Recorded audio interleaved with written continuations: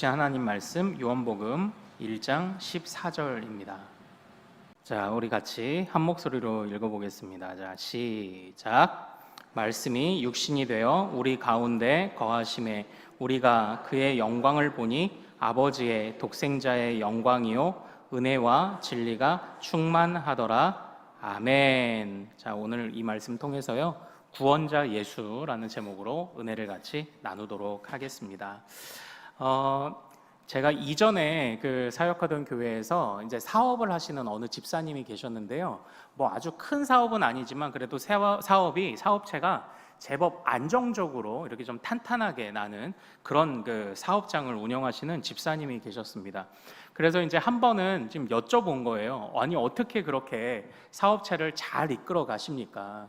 어떻게 그렇게 회사가 안정적이십니까? 어떻게 그렇게 성장합니까? 물어보니까요. 이분이 이런 말씀을 하신대요. 일단은 이게 어떤 일감들을 따올 때 무조건 잘할 수 있다고 하고서는 일감을 많이 따와야 된대요. 이제 이런 얘기를 하시더라고요. 그래서 일감을 따오고 어떻게 해서든지 되게 한다는 겁니다. 그러니까 혹여라도 그 집사님에 해당하는 분야가 조금 아닌 것 같더라도 일단은 따와서 자기 같은 규모의 그런 회사들은 어쩔 수 없대요. 일단은 따와서 무조건 할 수 있다고 하고 어떻게든 할 수 있도록 만들어야 된다는 겁니다. 그렇게 하다 보니까 사업이 그래도 좀 성장을 하더래요. 근데 이제 제가 또 이제 짓궂게 또 질문을 했죠. 아니, 그렇게 했는데도 만약 못하면요? 그랬더니 그분이 이렇게 말씀하십니다. 그때는 무릎 꿇고 빌어야 됩니다. 이렇게 얘기를 하시는 거예요. 일단 무조건 다 할 수 있다고 하고 일을 맡는데요. 그러다가 못하는 상황이 되면 무릎 꿇고 빌어야 된대요. 그래서 어쨌든 신뢰관계는 유지하고요.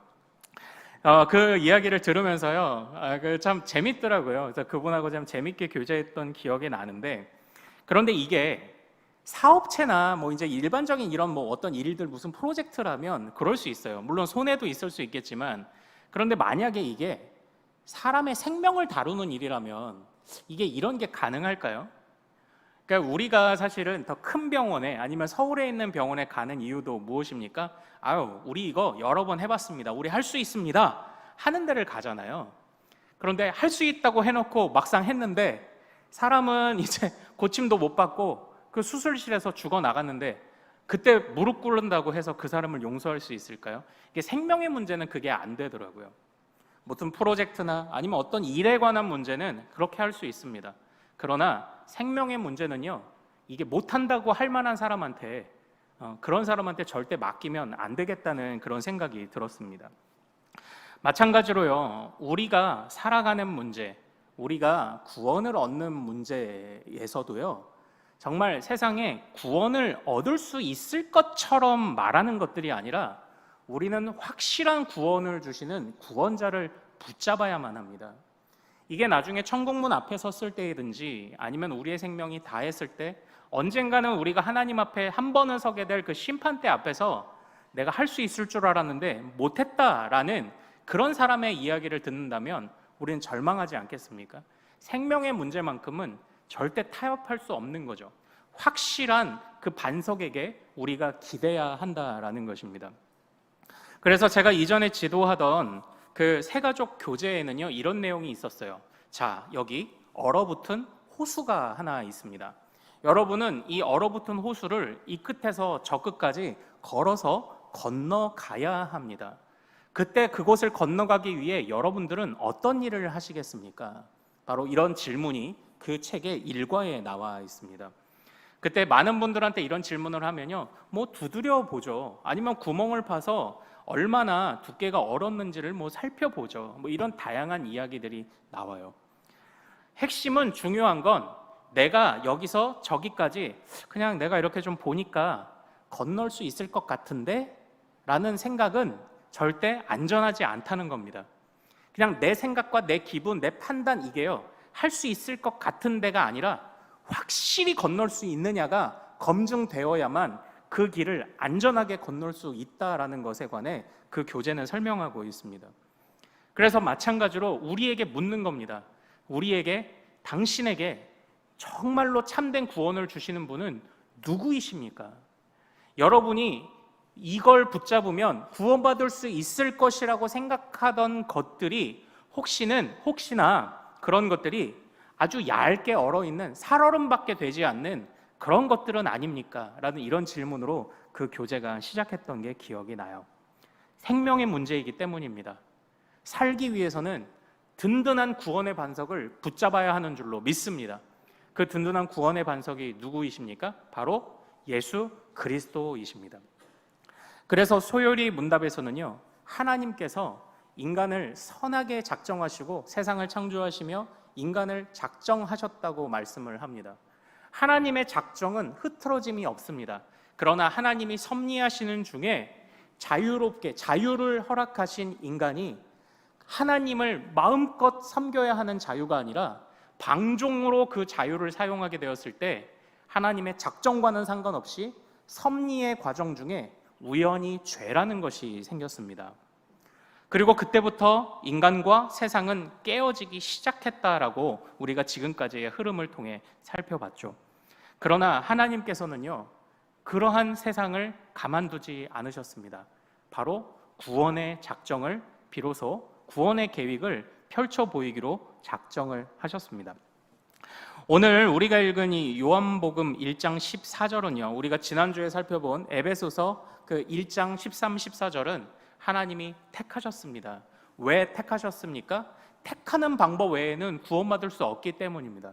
택하신 자를 위해 예수가 어떻게 하셨습니까? 성육신 하셨습니다를 말하는 것이 지난주 에베소서의 말씀이었다면, 오늘 이 요한복음 1장 14절의 말씀은 예수님이 확실한 구원자요 든든한 구원의 반석이라는 것의 종합판을 보여주는 것과 같은 바로 그런 본문입니다. 자, 우리 다시 한번 요한복음 1장 14절을 가서 같이 읽어보겠습니다. 자, 우리 다시 한번 같이 읽어보겠습니다. 시작. 말씀이 육신이 되어 우리 가운데 거하심에 우리가 그의 영광을 보니 아버지의 독생자의 영광이요 은혜와 진리가 충만하더라. 아멘. 여기에서 우리가 이 예수님에 관해서 생각해 볼 수 있는 게 굉장히 많이 드러나고 있습니다. 자, 그러면요, 우리가 예수님을 모른다라고 가정을 하고 가장 확실한 구원자의 조건을 좀 한번 생각해 볼까요? 자, 우리도 어떤 지도자들을 나름대로 꼭 꿈꾸고 또 원할 때 나름대로의 조건을 갖지 않습니까? 그것처럼 정말 구원자라면 어떤 조건을 갖추고 있어야 진짜 구원자일까요?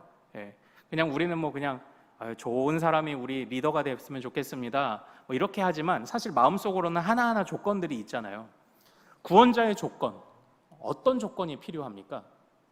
어떤 자가 정말 참된 구원자입니까? 그냥 내가 구원할 수 있을 것 같은 데가 아니라 확실히 이 세상을 구원하려면 어떤 조건이 필요합니까? 오늘 말씀을 좀 한번 보죠. 오늘 말씀에서요, 첫 번째 조건이 등장합니다. 바로 육신이 되어입니다.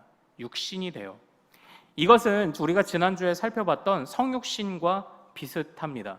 구원자의 첫 번째 조건은요, 구원받을 사람들에게 오셔야 합니다. 우리 아담과 하와가 범죄하였을 때 그때 하나님이 그들에게 물으셨습니다. 내가 어디 있느냐? 그때 이 아담과 하와는 부끄러워서 숨지 않았습니까? 그런데 제가 이 소유리 문답을 다시 공부할 때 우리 믿음의 선배들이 뭐라고 이야기를 했냐면, 참고로 제가 이 앞니빨이 이게 임플란트예요. 중학교 때 친구가 던진 돌에 맞아가지고.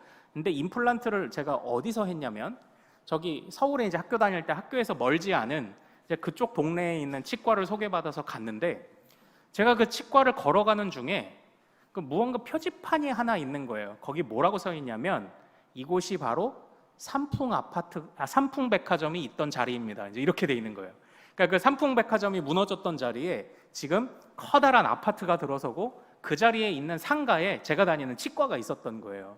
그러니까 지나다닐 때마다 좀 묘하더라고요. 그런데 그때 장면 기억하시죠? 삼풍백화점이 무너졌을 때 막 30일, 40일 만에 저기서 움직이는 사람의 손이 발견되었을 때, 그때 정말 모든 취재진들과 그 주변에 모여있던 소방관들이 너무나도 진짜 환호성을 지르며 그 사람을 구해냈고, 그 사람이 나중에 막 인터뷰도 나오고 했던 그런 기억이 있지 않습니까? 바로 그거예요. 발견됨입니다. 발견됨. 그러니까 하나님이 범죄한 자들에게 내가 어디 있느냐라고 물으실 때 이거는 책망만이 아니다. 우리의 믿음의 선배는 주님이 그들을 발견하셨다라고 고백을 하더라고요. 그 글을 읽는데 좀 이렇게 새롭더라고요. 단순하게 책망하신 게 아니라 그래, 발견되면 사는구나. 그런데 죄인이 주님께 발견되었구나. 주님이 어떻게 발견하셨습니까? 바로 죄인에게 오심을 통해 발견을 하신 거죠.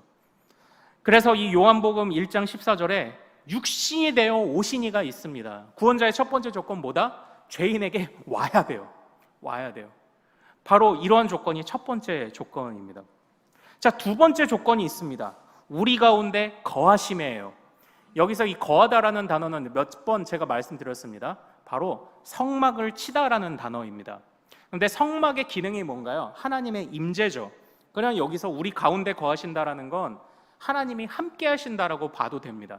그런데 조금 적극적인 의미를 살펴보면 이스라엘 백성들이 광야에서 멈췄을 때 성막은 어디에 위치되어 있었습니까? 12지파가 멈춰서 잠을 잘 때 그때의 성막은 어디에 위치하나요? 바로 한가운데.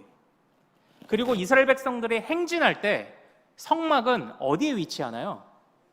바로 맨 앞에 주님의 법궤를 들고 메고 가는 거죠. 여기에서 성막은 단순하게 예배의 장소가 아니고요. 그 당시의 왕들은 직접 전쟁에 뛰어드는 왕이 최고의 왕이었어요. 그래서 진을 치고 있을 때는 백성들의 한 가운데에서 중심을 잡아주는 게 왕이고요. 그리고 행진을 할 때는 가장 선봉에서 행진을 하며 상대의 장수와 만났을 때 그들을 물리쳐 주는 게 가장 능한 왕이었습니다. 그런데 지금 우리 예수님이 성전으로 오셨다라는 건 단순하게 그의 백성과 함께 하신다라는 것만 의미하는 게 아니에요. 그의 백성들의 중심이시며 그의 백성들이 가는 모든 곳에 선봉에 서시는 이십니다라는 것을 의미하는 게 우리 가운데 거하심에입니다. 그럼 구원자의 두 번째 조건이 되죠. 첫 번째 조건 바로 죄인에게 와야 한다. 두 번째 조건 죄인을 이끌어야 한다입니다.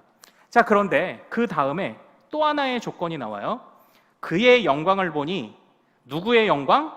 아버지의 독생자의 영광, 이겁니다. 자, 우리는 여기서 우리 피택 교육 받으신 분들은 이걸 잘 기억하실 겁니다. 독생자라는 뜻이 무엇인가요? 독생자. 보통은 외아들을 이야기를 합니다. 아니, 외동아들을 의미한다고 생각을 합니다. 맞습니다. 어떤 면에서 예수님은 하나님의 아들이십니다. 유일한 아들이세요. 그러나 여기서는 하나님은 아들이 하나네를 강조하기보다는 하나님이 보내신 유일한 메시아라는 것을 강조할 때 사용하는 표현이 독생자입니다. 하나님은 딸 낳고 싶으셨을 텐데 딸 없이 아들만 하나네? 이런 개념이 아니에요. 하나님이 보내신 유일한 메시아 독생자 예수. 그러니까 왜 우리가 이단들을 거부하는지 아십니까? 하나님이 보내신 메시아는 예수밖에 없거든요. 그러니까 여기서 또 세 번째 조건이 나오죠. 하나님이 보냈는가? 우리 예수님은 하나님께 보냄을 받았다라는 것입니다. 그리고요, 그 다음에 은혜와 진리가 충만하더라. 은혜와 진리가 충만하더라. 이 부분에서는 우리가 구원자의 어떤 조건을 가지고 있습니까? 사실 은혜와 진리는 하나님에게 해당되는 구약에 나오는 표현들이었습니다. 하나님이 은혜가 진리가 충만하셔서 은혜와 진리를 주신다라는 그런 거예요. 결국 하나님과 우리 사이를 연결하실 수 있는 중보자이신가? 하나님을 우리에게 오시도록, 하나님의 구원을 우리가 경험하도록 만들 수 있는 중보자인가를 묻고 있는 겁니다. 은혜와 진리가 충만하신 분인가? 하나님과 우리를 연결해 주실 수 있는가? 바로 그런 점에서 하나님의 유일하시며, 또한 예수 그리스도가 가지고 계셨던 아주 중요한 특징이 있죠. 우리 예수님은 양성의 교통을 통한 완벽한 연합을 이루고 계셨다. 우리 믿음의 선배들이 이렇게 이야기를 합니다. 그때의 양성이 무엇입니까? 신성과 인성인 것이죠. 자, 한번 생각을 해봅시다. 메시아에게 있어서 인성은 왜 필요한가요? 인성은 왜 필요합니까? 인성은 왜 필요하죠? 그건 바로 하나님이 공의의 정의의 하나님이시기 때문입니다. 사람이 지은 죄는 사람이 갚아야 하기 때문에 바로 사람을 구원하기 위해서는 사람이 필요합니다. 그러나 또한 이 한 사람의 짐을 지는 것이 아니라 택하기로 작정하신 온 인류의 짐을 지어야 하기 때문에 그 짐은 신성이 필요를 하게 됩니다.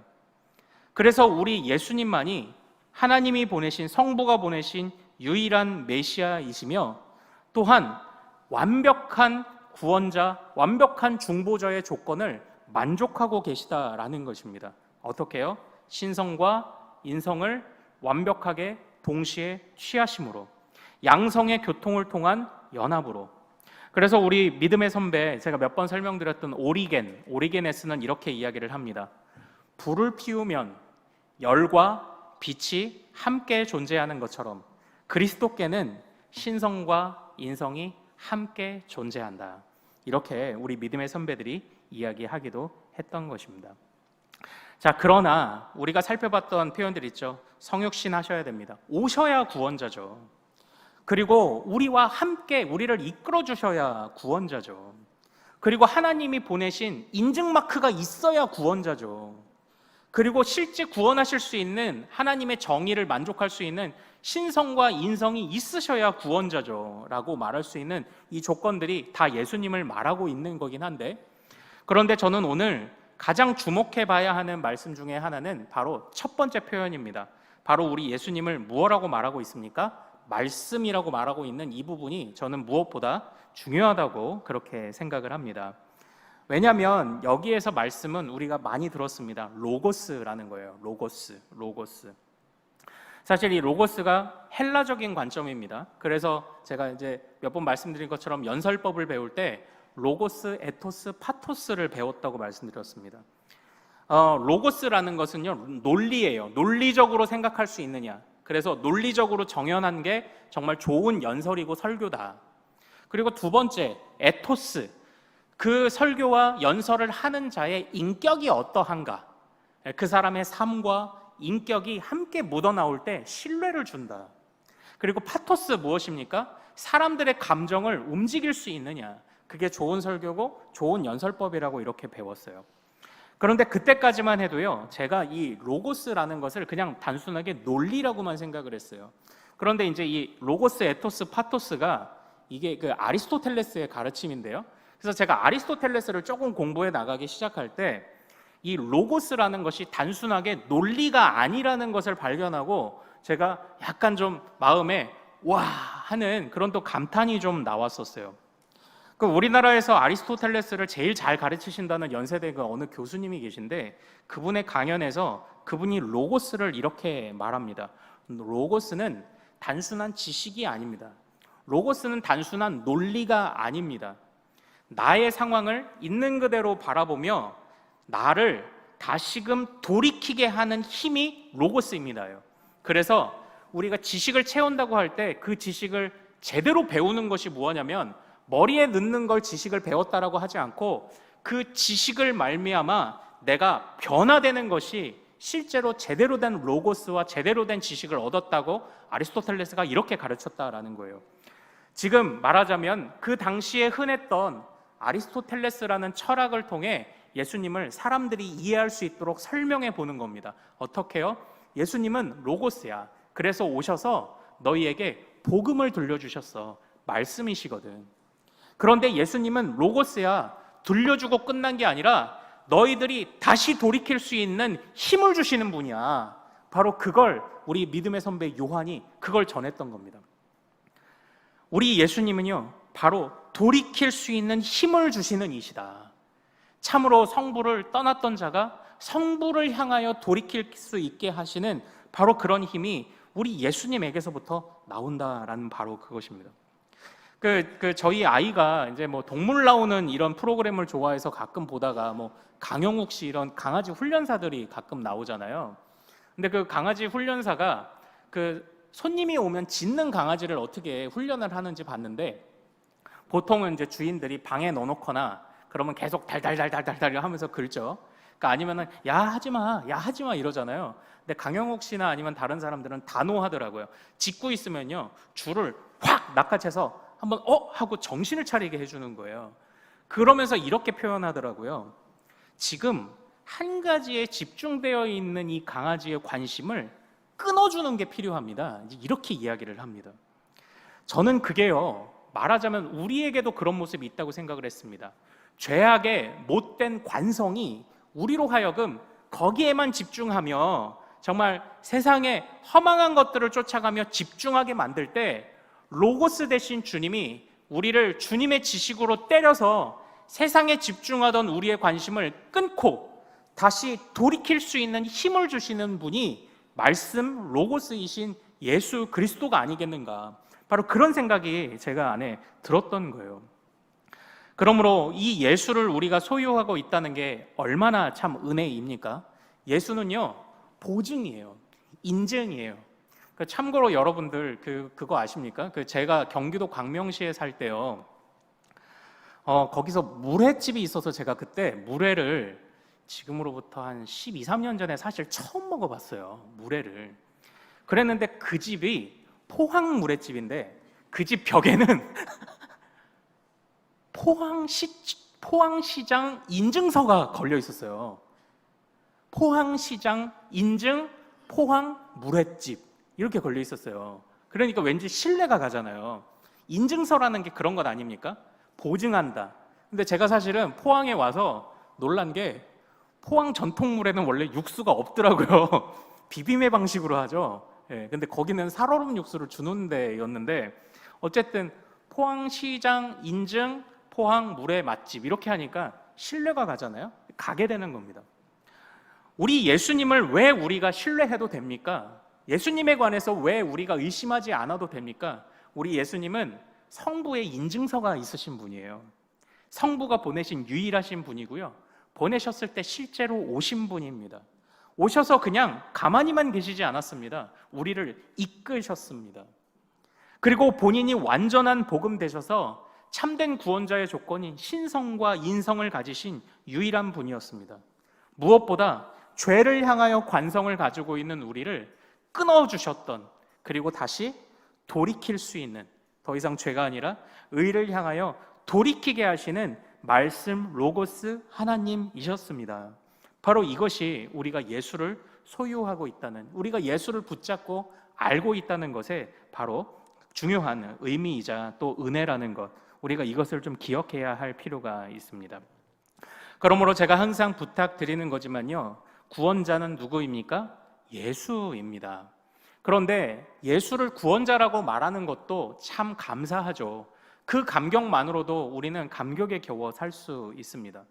그러나 주님이 하셨던 그 하나하나의 모든 행적들을 본다면 예수가 더욱 풍성히 보일 거예요. 우리가 예수를 알면 알수록 예수께서 우리에게 허락해 주신 구원의 가치가 보입니다. 왜냐하면 결코 쉽지 않았기 때문입니다. 여러분들은 여러분들에게 죄를 짓고 도망친 사람을 용서하기 위해 찾아가실 수 있겠습니까? 쉽지 않아요. 오히려 벌하기 위해 찾아갈 겁니다. 그러나 주님은 그 죄인들을 발견하셨습니다. 그리고 주님은 그들을 발견하셔서 은혜를 베푸시고 이끄시기로 작정하셨습니다. 그 주님은 그를 위해 자신의 유일한 독생자를 허락하셨습니다. 그리고 그에게 참으로 인성이라는 낮아짐, 그래서 성육신 자체가 고난이라고 말씀드렸던 것처럼 그 고난을 당하게 했습니다. 어느 누가 이런 조건을 다 채우며 어느 누가 이걸 결코 쉽다고 말할 수가 있겠습니까? 우리는 그저 믿으면 구원받는다라는 것을 쉽게 말할지 모릅니다. 그러나 결코 쉽지 않습니다. 결코 쉬운 과정이 아니다라는 겁니다. 그러므로 우리에게 주어진, 우리에게 허락하신 이 구원의 가치, 그 구원을 이루시기 위해 완벽한 성부 인증 구원자로 오신 우리 예수 그리스도를 소유하고 있다는 것에 우리가 항상 감격하며 사는 우리 믿음의 가족들 되시기를 소망합니다. 또 이번 한 주 우리가 같이 결단하기를 원하는데요, 주여, 내가 주님과 함께 나의 삶을 돌이키는 힘을 누리길 원합니다. 나의 미련하고 부족했던 것들을 돌이키게 하옵소서. 내가 이제는 조금 더 성부를 향하여, 내가 조금 더 하나님의 선하신 뜻을 향하여 달려갈 수 있는 주의 백성 되게 하옵소서. 이 기도로 우리가 일주일을 살아가기를 소망합니다. 우리 같이 기도하겠습니다. 자, 이 시간 말씀 붙잡고 같이 기도하기를 원합니다. 정말 그리스도가 우리에게 오시기까지 그 어느 하나 결코 쉬운 과정이 없었습니다.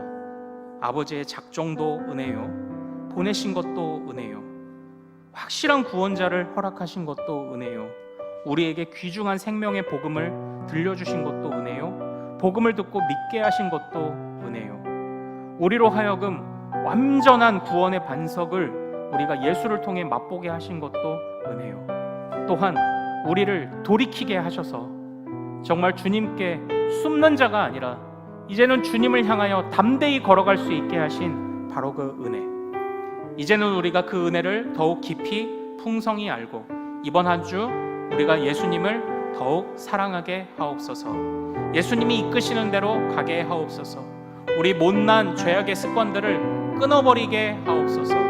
우리가 주님 앞에 정말 견고하게 온전한 방향성으로 온전한 회개로 사는 일주일 되게 하옵소서. 우리 일주일을 주님께 맡기며 부끄러움 없는 믿음의 예배자들 되게 해달라고 우리 주여 이름 크게 한번 부르고 같이 기도하겠습니다. 주여!